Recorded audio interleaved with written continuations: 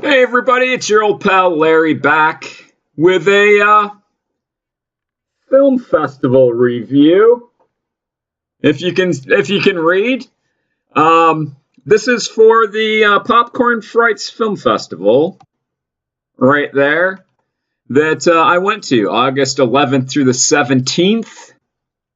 Oh, I just tickled my lip. Oh, I hate that. I might start crying. Ah, that's annoying. Anyway, I went for the whole fucking thing. 7 days. 7 evenings, I should say, of fucking horror films.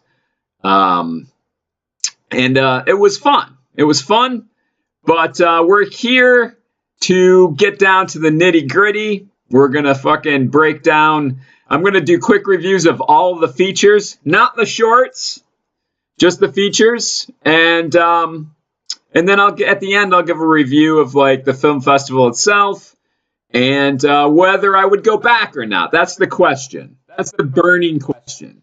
Would you, if you go to something, did you like it enough to go back the next year? So that's what we're doing.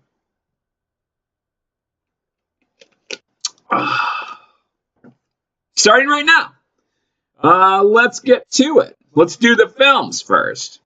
Okay, so as you can see, I already pre-rated them. The first film up was Havana Darkness. I can't even point at that shit. It's a top layer, that's why. I had to do it. Havana Darkness. So it was like, it was the world premiere of this film. I was excited about it because it was the first American horror film to be shot in Cuba. Now that the gates have fucking opened there in Cuba. So I wanted to see it, you know, it looked fucking cool. And the director was supposed to be there. I think director or writer-director. So my buddy, I have a couple buddies that are Cuban. I printed out some 11 by 17s of the movie poster. I was going to have him sign it. And he canceled. I did not keep up on the news for this film festival because it's not the last time Larry gets screwed. So he canceled, and then we're left with the film. The film was kind of a mess. There was good parts of it. Hello, Mom. Welcome aboard. There were good parts of it, but generally, I think there was like an editing problem. Where like it was just kind of off through all of it, pretty much. And the premise was cool, but not handled, I don't think, that well to be believable. And there's that. So thumbs up, thumbs down, that would be I would watch it, but I wouldn't buy it. Next up, thank you very much, was a musical. Not just a musical. It's a new subcategory, subgenre of horror, or subgenre of fucking musical horror called Glee horror. I'm naming it here. I'm coining the phrase. Maybe. But I call it Glee horror or fucking High School the Musical fucking horror. I told my wife, I brought an iPod and I was like, you know, if this is really bad, we paid big money to fucking, not big money, but we paid money to be here. Like, it was the opening night. I really wanted to fucking take it all in. I hate musicals. So I brought an iPod and I was like, if it gets bad, I'll just crank some fucking punk rock and zone out for fucking an hour and a half. It'll be fine. And we'll maintain our seats for the next film. So, I couldn't. It was awful. Like, if you've seen Glee or High School the Musical, that's what it is. Like, it opens up like singing and dancing in the hallway of a high school or something. High School the Musical, with fucking zombies apparently. So I couldn't hang. Like, I couldn't even fucking, the punk rock wasn't. I was gonna blow out my eardrums trying to drown out the fucking sound of this. So I got up and left. It was the worst fucking thing I've ever experienced in a theater. And then the Apocalypse, it's called, if you can't read. And I give it a shit sandwich. It was fucking god fucking awful. I haven't walked out in a movie in a really long time. I hope Glee horror is not a long-lasting thing. Although with horror audiences today, I bet it probably will be. Next up is a remake. We don't cover remakes here. Like, we're not gonna even give it any attention. That's an instant shit sandwich. If you can't come up with your own idea, go fuck yourself. You get a shit sandwich. Next, this was Saturday. Those were both Friday night. Saturday night, first out of the fucking gate, man. Summer of '84. Certified fan-fucking-tastic by Monster Movie App. I know it's out on VOD, so people have probably seen it. What a great fucking movie. Really good. From the guys that did, or the guy, I don't know, they did Turbo Kid, which I've never seen, but now I want to, because fucking Summer of '84 was awesome. It just takes, like, the fucking coming of age teen fucking teen mystery fucking adventure fucking horror movie and flips it on its ass and fucking sticks a finger in. Hardcore. It's fucking crazy. Can't say enough good things about it. I will own it, and that's why it's certified fan fucking tastic. Next up was, this is also this Saturday night lineup, Satan's Slaves. I give that 2 thumbs up. I would watch it and buy it, although there was a lot of festival hype around it from the promoters, and I think the Overlook Film Festival in New Orleans, they all said it's the scariest movie since fucking what's the scariest fucking movie? The Shining, no, it's not. It's an Indonesian film. It's cool in a kind of a fucked up, weird way. I enjoyed the ending of it. It gets really fucking weird. And, did I say weird yet, honey? Did I say weird? That's my wife's fault. That's her fucking key phrase for everything. Everything's weird. It was weird. But I liked it enough to give it, to want to buy it. I would like to see it again at home. I think I had that film in particular. I had some problems with, seemed to be like they had little problems with the projector with like dark levels, contrast, if you will. And it was a little washed out in some of the dark scenes, so they couldn't really see what was going on. So I want to see it on my own projector at home and fucking huge fucking screen where my eyes are bleeding from the fucking lights and give it another go. But I liked it enough to do that. Next up, everyone. That Keeps You Alive. That's like survival horror. 2 chicks fucking going at it. Who will win? I was all aboard on that movie, fucking for 3/4 of it.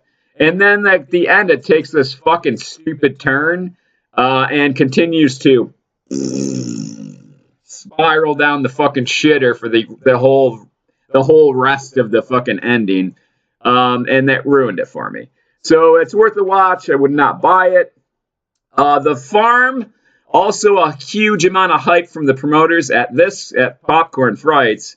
Like, it's the most fucking disturbing movie you'll ever fucking see. Fucking, it's crazy. It wasn't that crazy. It was a disappointment, just mainly by what everybody was saying there. Not really fucking like hardcore cutting edge at all. Seen it before. It's okay. It's worth the fucking watch. I don't have any desire to see it again, so I wouldn't buy it. And that didn't work. We're on to the next page, everybody. This is a funny one. Don't Leave Home. Irish film. Which, Uncle Larry's Irish. I support everything Irish. Holy shit, it's Jason Daly. Hi, Jason. I haven't fucking seen you on one of my live videos before. Thanks for stopping by. I'm fucking dying here. I got 1 viewer. So yeah, Don't Leave Home. Kind of a creepy Get Out vibe, which I was not a fan of. Get Out. It was okay, but not great in any fucking aspect. But this one's kind of got that kind of vibe, but very, very slowly paced, and it didn't have the payoff that would warrant or reward you for the slow pace. Kind of a lot of dream sequences, which gets annoying. It's like, okay, this crazy shit's going on. Oh, it's just a dream. Okay, more crazy shit going on. Well, it's just a dream. None of that happened. That gets boring after a while. I'm not a fan of that. So that is a watch. It's worth a watch, but don't buy, which pains me. It's an Irishman. Jason Daly might be Irish. I think he's a fucking ginger. I haven't checked his fucking downstairs business, but like I think his head's a little red. Let us know, Jason. So then this is Sunday. We're at Sunday. Okay, we're on Sunday. Prospect. Really enjoyed Prospect. Like a lot of sci-fi movies, this was a sci-fi movie.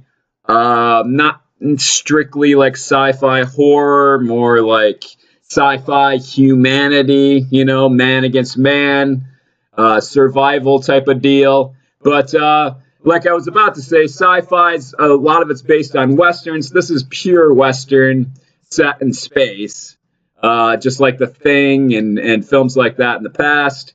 And it was really good. I really enjoyed it. 2 thumbs up. I would watch that and buy it. Now, this is a little embarrassing for old Larry.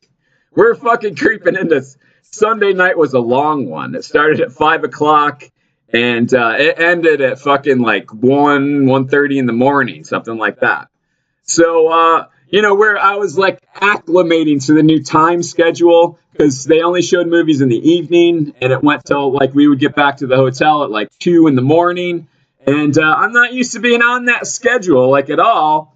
So I slept. I'm embarrassed to say, but I fell asleep. Boogeyman Pup. I saw most of it. I wasn't really digging it, to be honest with you. But then I just fell fucking hardcore asleep toward the end. So like I am not qualified to judge it at all. And then after that, the 11 o'clock showing, I was already tired and sleeping. And this was like a fucking Spanish movie, I think. I think it was a foreign film with subtitles. And fucking, lights out. I remember very little about Framed. I slept like I'm probably a majority of that. So I can't judge. We'll move on. Tigers Are Not Afraid. This is a great fucking movie. Certified fan-fucking-tastic by old Monster Movie App and old Uncle Larry here. It's from Mexico. I believe it's written and directed by a woman, which is fucking cool. From Mexico and written and directed by a woman. Like something to celebrate there. Fucking heart-wrenching, original, beautifully fucking shot. I can't recommend it enough. It's very dramatic and I would say kind of art housey, but really fucking good. So that's fucking 2 fucking thumbs up and fucking 1 up your ass too, just for good measure. Now Saint Agatha, here we go. Darren Lynn Bousman, I think is how you say his last name. Was supposed to be there. I brought a bunch of fucking, I printed out a St. Agatha fucking poster, 11 by 17, brought some Saw 2 fucking stuff for him to sign, and he canceled. He wasn't even going to be there. So, apparently they announced it, and I was just fucking behind the times. I didn't keep track of the social media, I guess. And, he wasn't there, so I had a whole bag of fucking shit, carrying it around like an asshole. What are you gonna do?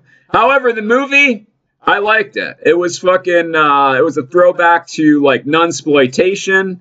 It reminded me of The Other Hell a little bit, and movies of that style.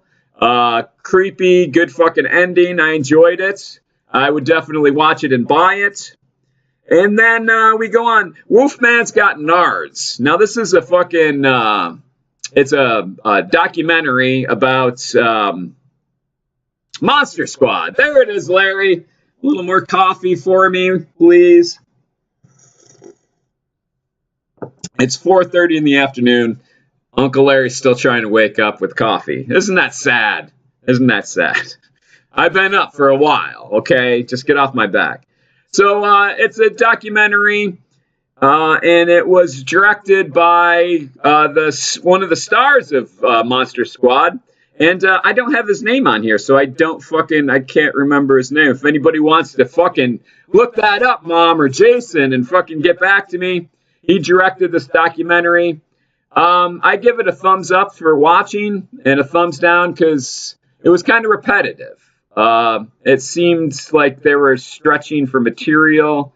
So like it was kind of like, how does Monster Squad like affected your life and fucking it went on a lot and it seemed repetitive with that. It's good for us. It would be a good special feature on like a fucking like a limited edition fucking collector's box set of Monster Squad. But that's probably where it's going to end up anyway. Like, you're not going to be able to go fucking see it in theaters or anything. Maybe VOD? I don't know. But, it was pretty good.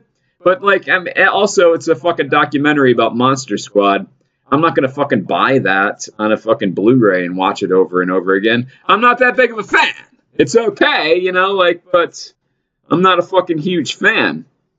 And we're on to, this is like Wednesday or something.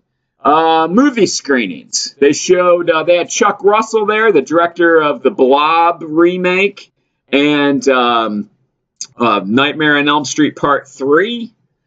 And they did a little screening of his films. It was cool. The Blob remake, I have to say, I like it. I'm a fan of it. Because, they fucking took like an old 50s or 60s movie, I guess. And they put in like awesome practical effects and made it fucking hardcore and fucking better. I mean, I don't want to say better, but like improved as far as like the ability to tell the story and show gore. It was gory, which I like. So, I like the remake. It's not like today if Rob Zombie gets his fucking hands on the Blob, it'll be fucking CGI and awful. So like I was excited. I got a fucking Nightmare on Elm Street 3 VHS signed by Chuck Russell, which was cool. And that's it. We're not reviewing the screenings though. So we're on to The Dark. Very slow, very dramatic. Kind of a cryptic ending. I would say art house. It was well made, but kind of a snoozer. Not much or any payoff really. So it's worth a watch. Quality, but I'm not buying it. The Ranger. So disappointed in The Ranger. It's a Glass Eye Pix movie. It was written and directed by one of Glass Eye Pix, like, famous fucking producers. Famous to me, because, like, I'm a fan of Glass Eye Pix. But she's produced a lot of things. Darling, she did. She works with Mickey Keating a lot. So I was excited, and it turns out to be, like, kind of a comedy. It's a fucking, like, slasher comedy. I thought it was they bill it as like kind of a punk rock fucking movie, which I'm into. But it was a big letdown. I may have given it 2 thumbs down, but I'm being nice. It's worth a watch for people that are into that. The crowd was laughing, during the fucking funny parts, and I was sitting there disappointed. So I gave it a thumbs up. It's worth a watch. I'm not fucking buying it. The Cursed Seat. This was Eastern European in some way, Russian maybe. It was okay. I don't really, I can't remember fucking why I didn't like it. It was very confusing, kind of slow in parts. I'll go with that. That's true though. It was confusing, and you're like, "What? Who the fuck is that?" And fucking wait, did he do that or did she do that? Is it fucking real or fucking not? And it's like it got lame.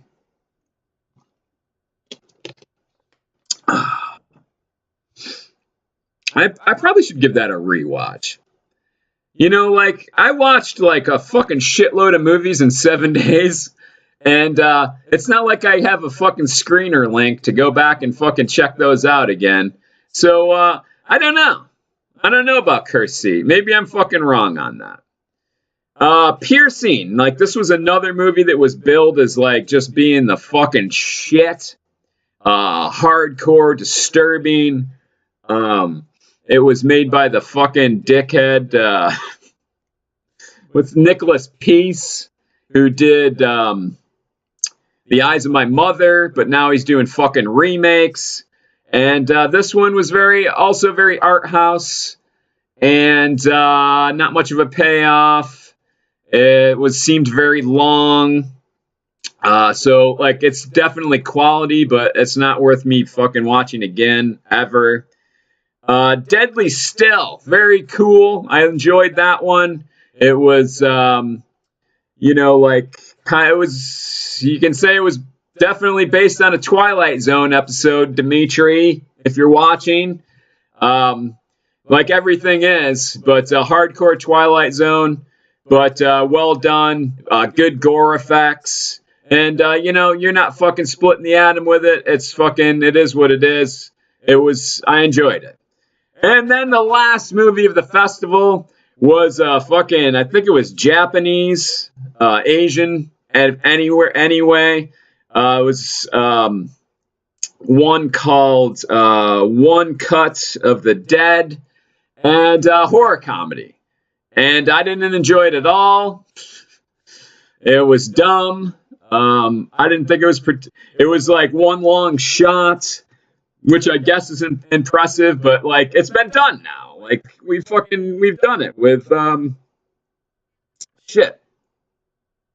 What is the fucking Spanish movie? And then we remade it, of course. But it's all one long shot. Anyway, that was their gimmick.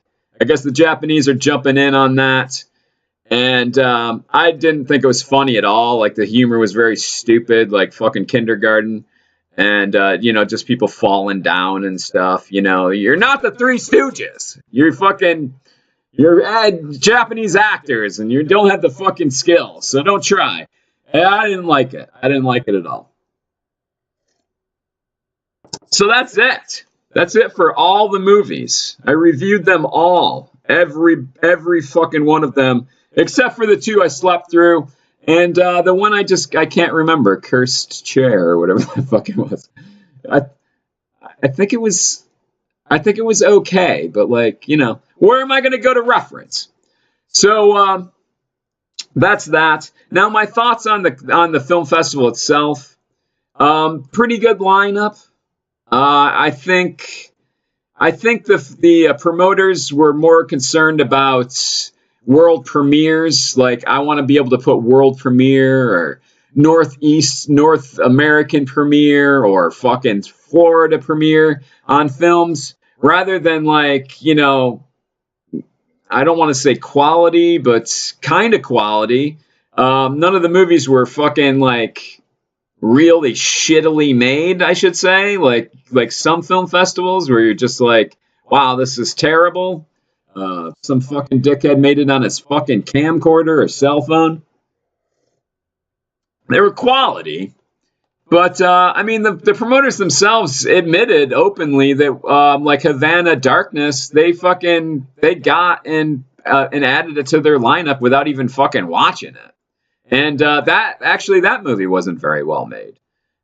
So, I would go for quality, whether the movie's about to fucking come out on fucking VOD in a couple of weeks or fucking it's Arsploitation Films or fucking whatever.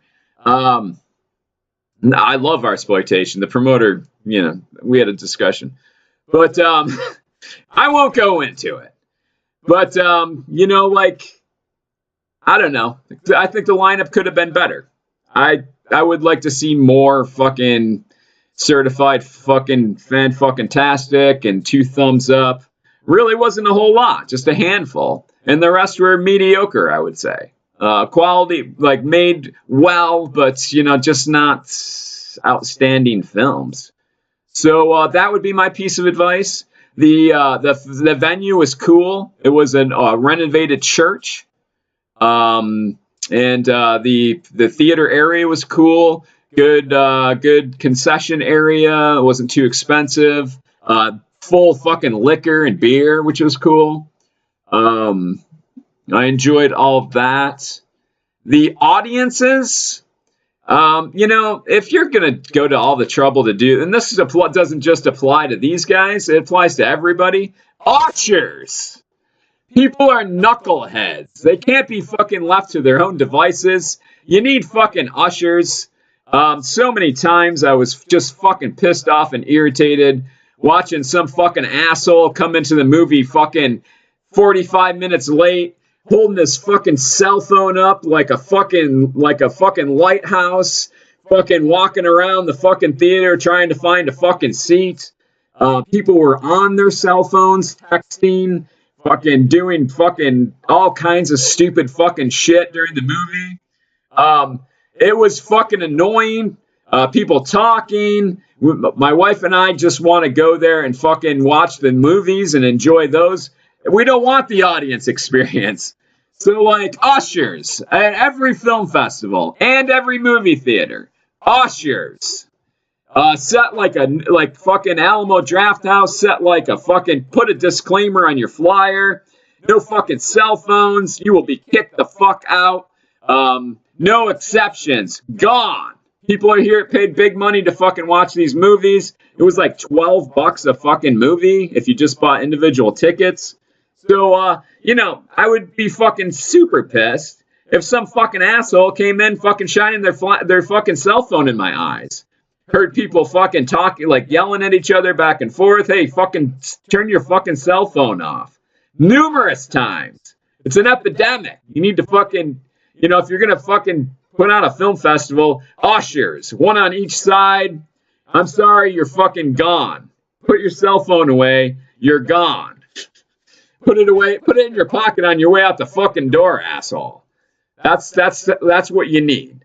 So that's really my. Oh, and the scheduling was fucked up for this film festival. They had like 2 after parties, but they were not after parties. They were mid parties. So like, they would show a movie and then tell everybody, hey, after this fucking first movie, we're going to meet at this bar. There's drink specials. The celebrities will be there. And, you know, and then there's like 3 or 4 fucking other movies showing after that. That happened twice. There was 2 after parties scheduled, and both of them were like in the middle of the showing of the films. Not fair to the filmmakers who had fucking, you know, like they fucking like had people like walking out to go to the bar on the film that was coming up next. You know, that's just bad scheduling. You fucking like run your films earlier on Saturday and end them earlier, and then fucking you have an after party then. That's what most film festivals do. So little things that could be improved upon. And now we're gonna fucking do the final judgment. If I can fucking find it. Oh, and that's not working. Technical issues. Holy fuck. What is going on, Larry? Would I go back to this film festival? I put in the fucking like some crazy ass time at this fucking film festival. So no one's. We saw every single movie. I may have slept through 2 of them partially, but you know, I was ass in seat every single fucking movie, every single fucking short. So who better to fucking judge than me? And fuck yes, I would go back. I would definitely go back. I would like to see like those 2 things improved upon. 3 things I think like they could probably do better selections if they weren't like trying to get premieres of stuff. Like maybe some more hardcore stuff. They were calling some of the things hardcore, but they were like really fucking run of the mill, mediocre fucking on the fucking hardcore level. So like maybe something more of a variety. A lot of it was art house, which is cool, but like mix it up with some serious fucking gore fest stuff like that. But so that's ushers, every theater, everywhere, ushers, and better scheduling for the after parties, and that's just dumb. So that's it, everybody. Like, my buddy Jason Daly just said, my daughter just asked me what fuck means. She loves the show. Oh my God, I apologize. I am sorry, Jason.